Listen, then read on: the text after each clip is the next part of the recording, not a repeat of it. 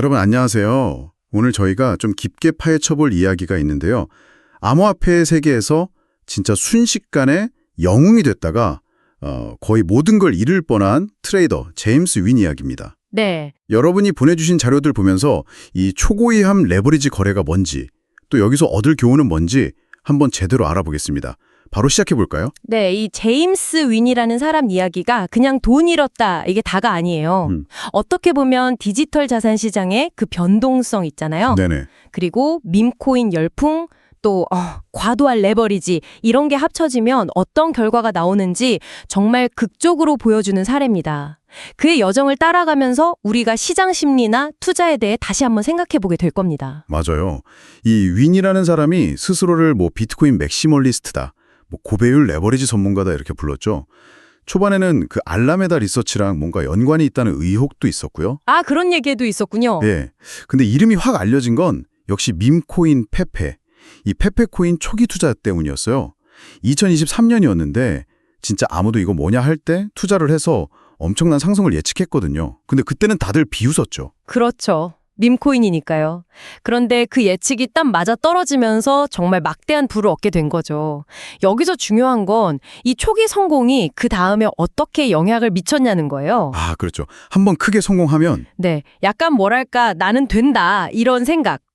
페페 성공하고 나서 다른 밈코인, 베이비 페페니, 일론이, 윈이니 이런 걸 막 추천했는데 결과가 별로 안 좋았거든요. 그러니까 첫 성공의 기억이 너무 강렬해서 그 다음부터는 객관적으로 위험을 보기가 좀 어려워진 거죠. 확실히 그럴 수 있겠네요.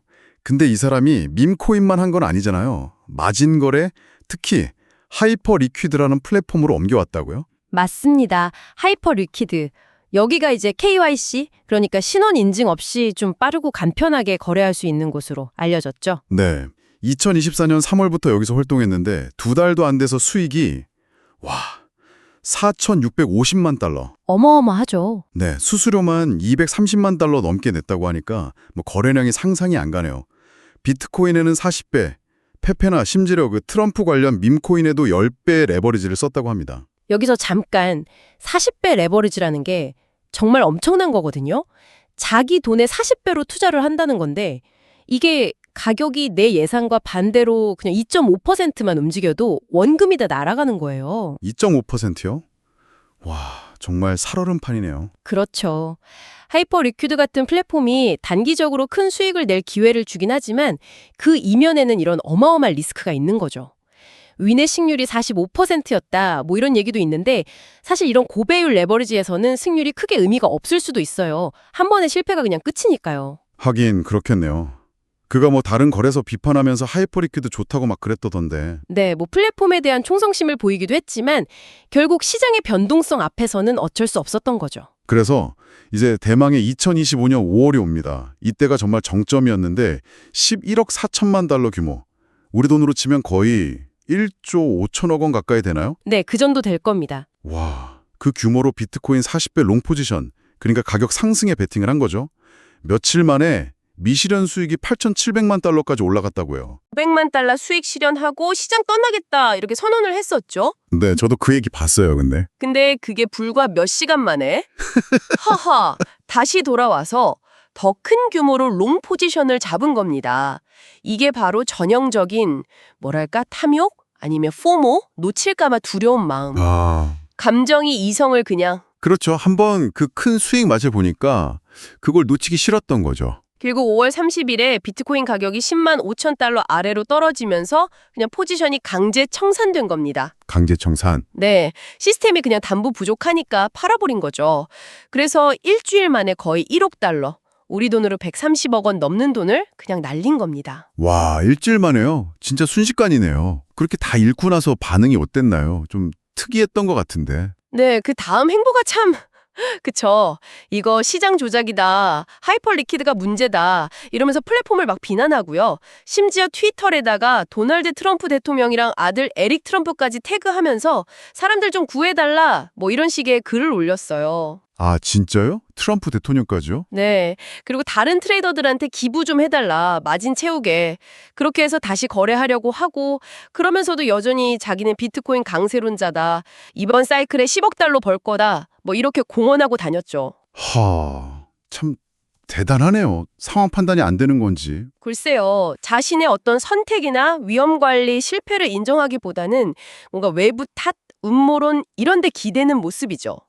이게 극단적인 손실을 접고 나면 나타날 수 있는 심리적 방어 기제일 수는 있는데 문제 해결에는 전혀 도움이 안 되잖아요. 그렇죠. 일부에서는 좀 동정하는 시선도 있었지만 대부분의 경험 많은 시장 참여자들한테는 그냥 저러면 안 된다는 아주 강력한 경고 메시지가 된 거죠.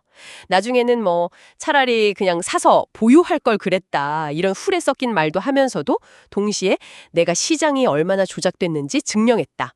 뭐 이런 말도 덧붙였다고 하니 좀 씁쓸하죠. 네, 정말 제임스 윈의 이야기는 한편의 영화 같아요. 너무 극적이잖아요. 짧은 시간에 천국 갔다가 바로 지옥으로 떨어지고 이게 디지털 자산 시장, 특히 레버리지 거래의 정말 밝은 면과 어두운 면을 동시에 보여주는 것 같습니다. 맞아요. 결국 통제되지 않는 거래는 그냥 도박이랑 다를 게 없다. 뭐 이런 교훈을 주는 것 같고요. 자, 이 이야기가 여러분께는 좀 어떻게 다가오시는지 모르겠네요. 네, 그쵸. 특히나 빨리 부자 되자 이런 유혹이 되게 강한 시장이잖아요, 여기가.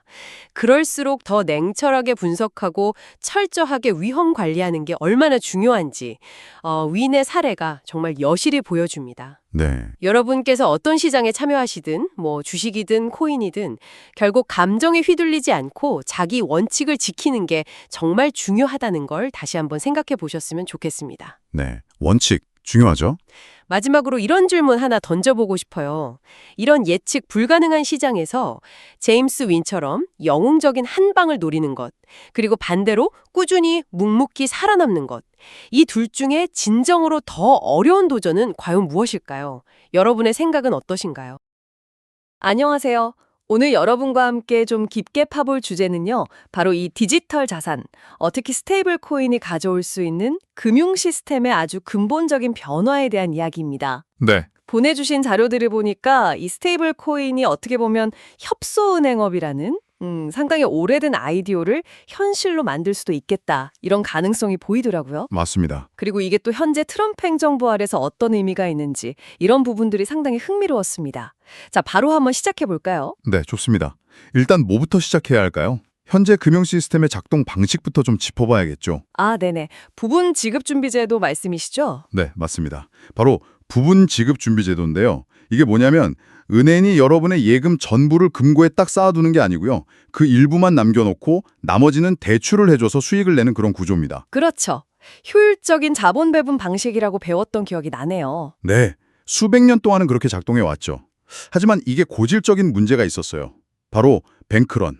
그러니까 예금을 한꺼번에 찾으러 몰려드는 사태나 좀 더 크게는 시스템 전체 금융위기 가능성 같은 그런 불안정성을 늘 안고 있었습니다. 그래서 뭐 중앙은행도 만들고 예금보험 제도 같은 것도 도입하긴 했지만 주신 자료들을 보면 이게 근본적인 해결책은 아니었다. 뭐 이런 지적들이 있더라고요.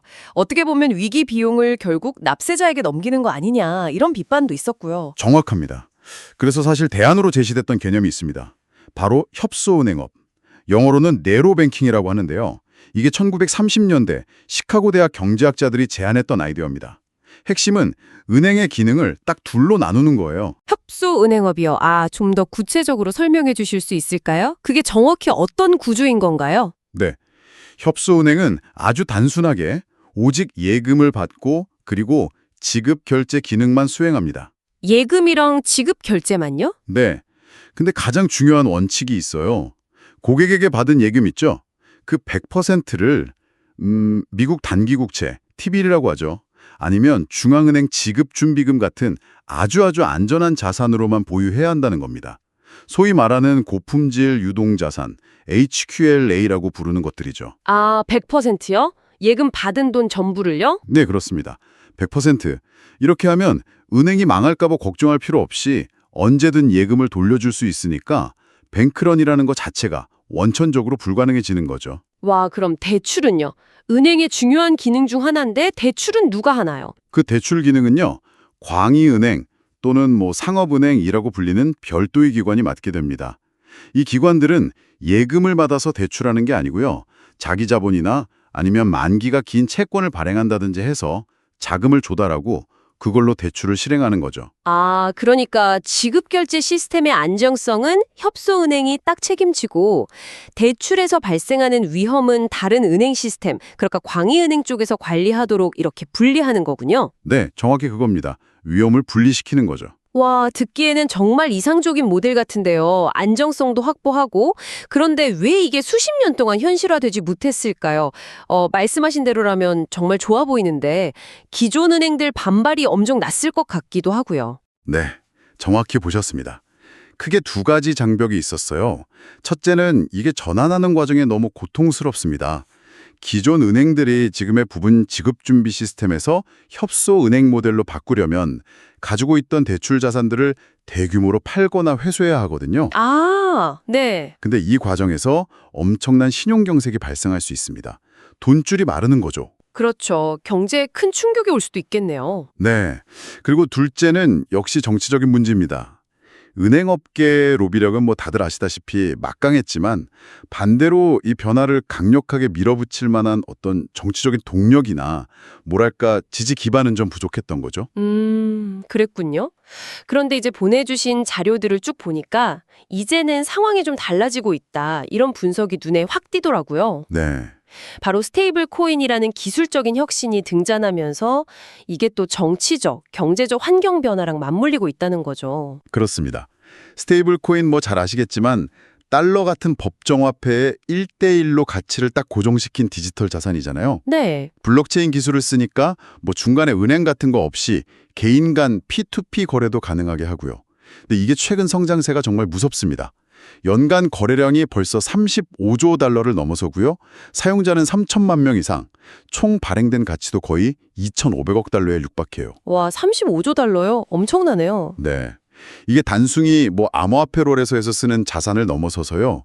예를 들면 아르헨티나나 나이지리아 같은 국가에서는 이게 실질적인 결제 수단이나 가치 저장 수단으로 쓰이고 있고요.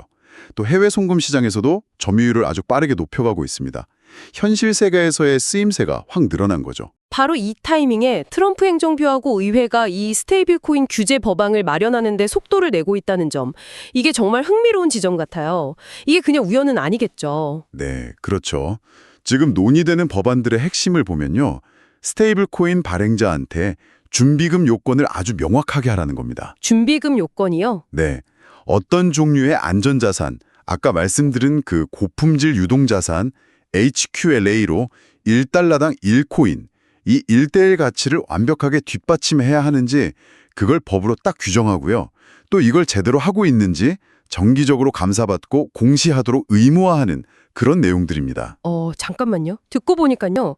이 스테이블 코인 발행자를 규제한다는 게 결국 고객 돈, 즉 예금을 100% 안전자산으로 뒷받침하고 지급결제를 처리한다. 이거 아까 설명해 주신 협소은행의 핵심 원칙이랑 거의 똑같은 구조 아닌가요? 네, 정확히 보셨습니다. 아주 예리하신데요. 물론 뭐 세부적으로 들어가면 스테이블 코인 발행자한테 연방준비제로 페드의 지급결제 시스템 접근권을 직접 줄 거나 말 거냐 이런 몇 가지 쟁점은 아직 남아있긴 합니다. 아, 그런 디테일은 있군요. 네. 하지만 큰 틀에서 보면 이 법안들은 사실상 디지털 협소은행의 법적인 근거를 마련하고 있는 셈이라고 볼 수 있어요. 그리고 더 흥미로운 점은요. 이 법안 초안에 스테이블 코인 발행자가 보유할 수 있는 HQLA 중에 하나로 연준 지급준비금이 포함되어 있다는 점입니다. 아, 연준 지급준비금도요? 네. 이게 뭐를 의미하냐면 앞으로 은행 시스템하고 점진적으로 통합될 가능성을 열어두는 신호일 수도 있다는 거죠. 와, 정치적인 지원 변화도 좀 주목해봐야겠네요.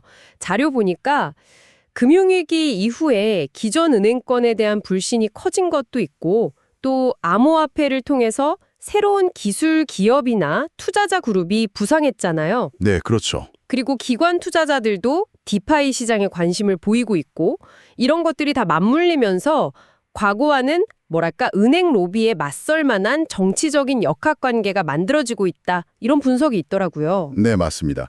거기에다가 이제 미국의 국익이라는 관청도 더해집니다.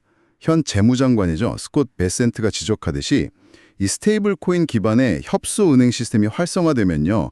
미국 국채에 대한 아주 안정적이면서도 막대한 수요처가 새로 생기는 겁니다. 아, 국채 매수 수요? 그렇겠네요. 스테이블 코인 준비금으로 사야 하니까. 네. 또 달러 기반 스테이블 코인이 국제 결제망에서 영향력을 확대하는 건 예를 들어 중국 같은 나라들이 추진하는 자체 디지털 통화나 결제 시스템을 견제하는 효과도 분명히 있고요. 그리고 미국의 금융 구조 가치도 좀 변했어요. 과거보다 은행 대출 의존도는 낮아지고 채권 시장이나 그림자 금융 같은 비은행 금융기관 역할이 커졌거든요.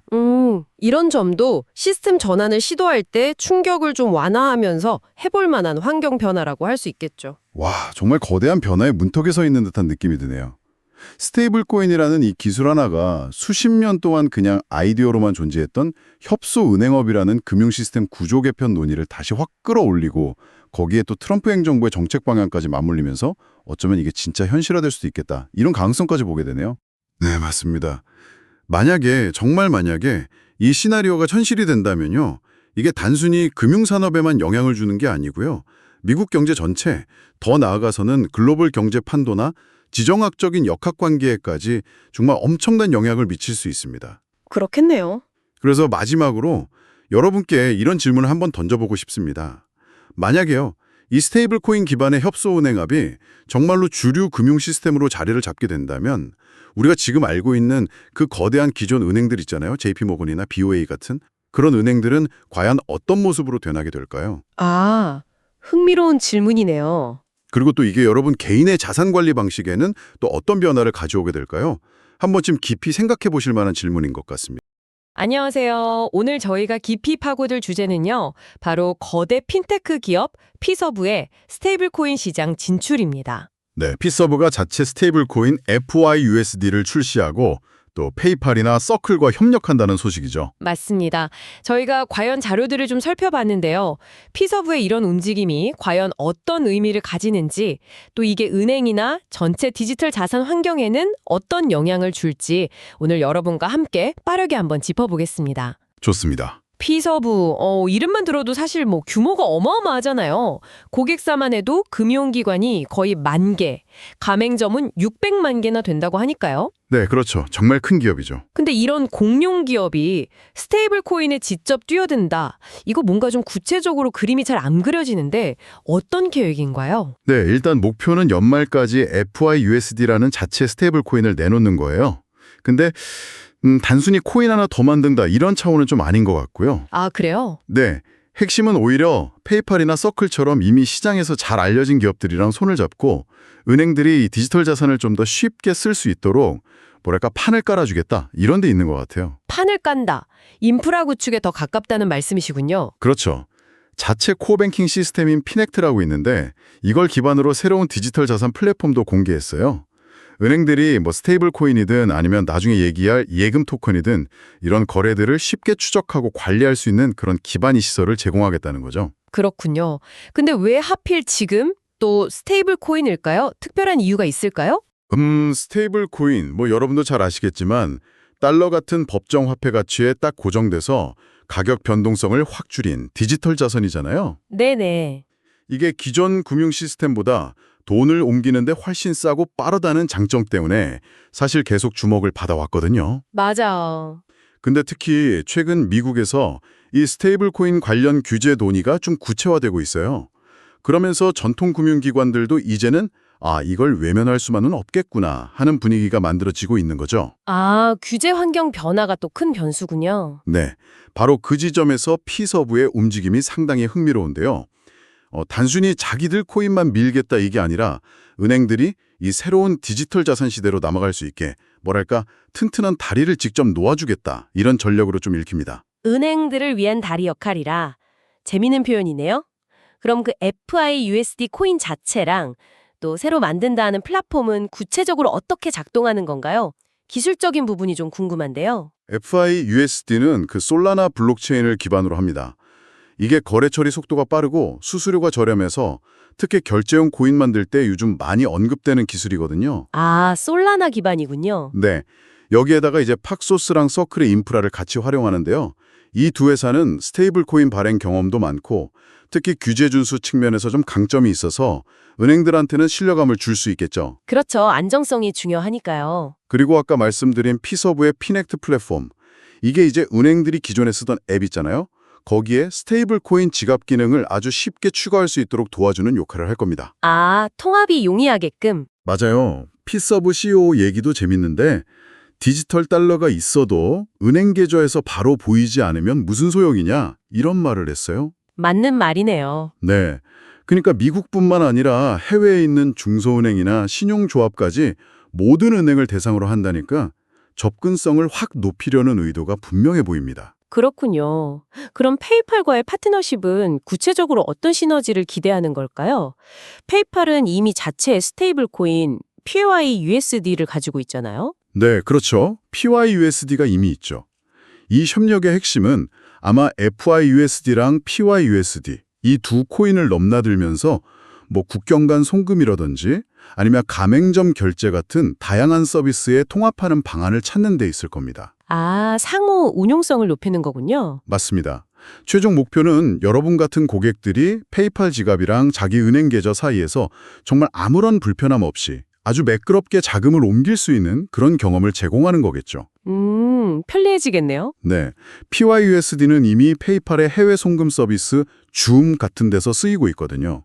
여기서 좀 주목할 부분은 우리가 익숙하게 쓰던 기존 금융 시스템이랑 이 새로운 디지털 자산 세계를 자연스럽게 연결해서 사용자 편의성도 높이고 서비스 확장성도 동시에 잡으려는 시도라는 점이에요. 흥미로운데요.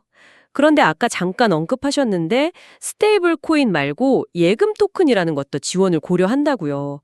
이건 스테이블 코인이랑은 또 어떻게 다른 개념인가요? 아, 네. 이게 사실 상당히 중요한 차이점인데요. 우리가 보통 아는 스테이블 코인은 발행사가 현금이나 미국 국채 같은 안전자산을 가지고 1대1로 담보를 딱 잡아놓잖아요. 그 준비금을 따로 복원하고요. 네, 그렇죠. 반면에 예금 토큰은 은행이 직접 발행하는 걸 염두에 둔 개념이에요. 만약 이게 법적으로 고객의 예금처럼 취급될 수 있다면 상황이 좀 달라집니다. 어떻게 달라지죠? 은행은 이 토큰화된 예금을 그냥 예금이 아니라 대출 재원으로 활용할 수도 있게 될 가능성이 생기는 거예요. 아, 대출 재원으로요? 네. 이건 단순히 결제 수단을 넘어서 은행이 자본을 어떻게 굴리는지 그 운영 방식 자체에 변화를 줄 수 있는 어쩌면 꽤 근본적인 문제일 수 있습니다. 와, 단순히 결제 수단 하나 추가하는 수준이 아니라 은행 비즈니스 모델 자체에 영향을 줄 수도 있다니 이건 정말 파급력이 상당하겠는데요? 네, 그럴 수 있죠. 그럼 피서부가 이렇게까지 공격적으로 나서는 배경은 뭘까요? 단순히 기술 트렌드를 따라가는 것 이상인 것 같은데요? 비서부의 CEO가 직접 밝힌 이유는 고객인 은행들이 이런 디지털 자산 혁신에서 뒤처지지 않도록 돕기 위해서라고 해요. 은행들을 위해서다. 네. 그리고 저희가 본 자료에 따르면 그 CEO가 이런 혁신이 암호화폐 친화자린 트럼프 행정부의 지원을 받고 있다고 언급했다는 내용도 있었습니다. 물론 저희는 그냥 주어진 정보에 기반해서 중립적으로 전달해 드리는 거고요. 네, 알겠습니다. 이걸 좀 더 큰 그림에서 보면 은행들이 이런 디지털 자산 흐름을 계속 무시하다가는 결국 경쟁에서 밀려날 수 있다는 아주 현실적인 판단이 작용한 걸로 보입니다. 위기감이군요. 그렇죠. 그 CEO가 직접적으로 이런 추세를 무시하는 은행은 고객도 잃고 자금 흐름도 잃고 결국 과거에 갇힌 존재로 비칠 수 있다. 이렇게 경고하기도 했어요. 디지털 자산 시장이 점점 커지는데 이걸 외면하고 있을 수만은 없다는 거죠. 그렇군요. 확실히 시대의 흐름이라는 게 느껴지네요. 그럼 이 모든 움직임들을 종합해 봤을 때 우리가 여기서 딱 주목해야 할 핵심은 뭐라고 정리할 수 있을까요? 네, 몇 가지로 좀 요약해 볼 수 있겠습니다. 첫째는 피서브 같은 정말 주류 핀테크 기업이 스테이블 코인을 이제 전면적으로 받아들이기 시작했다는 점, 이게 중요하고요. 네, 주류의 움직임. 둘째는 이들이 단순히 코인만 만드는 게 아니라 전통적인 은행들이 디지털 자산을 아주 쉽게 도입하고 또 활용할 수 있도록 인프라를 구축하고 있다는 점입니다. 아까 말한 판을 까는 거죠. 인프라 구축. 그리고 셋째는 이걸 통해서 특히 국경 간 결제 같은 분야에서 효율성이 아주 크게 높아질 잠재력이 있다는 점입니다. 효율성 증대. 네, 결국 이 모든 걸 보면 전통금융이 디지털 자산 시대로 본격적으로 전환하는 상당히 중요한 어떤 이정표가 될 수 있지 않을까 그렇게 보고 있습니다. 핵심 요약 정말 감사합니다. 그러니까 피서브가 가진 그 방대한 금융 네트워크를 이용해서 은행들을 하나의 통로로 삼아서 스테이블 코인 사용을 일반 대중에게까지 확산시키려는 그런 큰 그림으로 이해하면 되겠네요. 네, 정확합니다. 암호화폐라는 좀 낯선 세계와 우리가 늘 쓰던 기존 금융 시스템 사이의 간극을 메우려는 아주 전략적인 움직임이라고 볼 수 있겠습니다. 자, 오늘 피사부의 스테이블 코인 시장 진출에 대해서 정말 깊이 있게 파고들어봤습니다. 이제 마무리할 시간인데요. 마지막으로 여러분께 질문 하나 던져보면서 끝내겠습니다. 네, 만약에요, 이 스테이블 코인이 우리가 매일 쓰는 은행 앱에 아주 자연스럽게 녹아들게 된다면 이게 단순히 거래가 좀 편리해지는 걸 넘어서서 여러분의 금융생활이나 디지털 결제 습관 자체를 근본적으로 어떻게 바꿔놓을 수 있을까요? 한 번쯤 생각해 보시면 흥미로울 것 같습니다.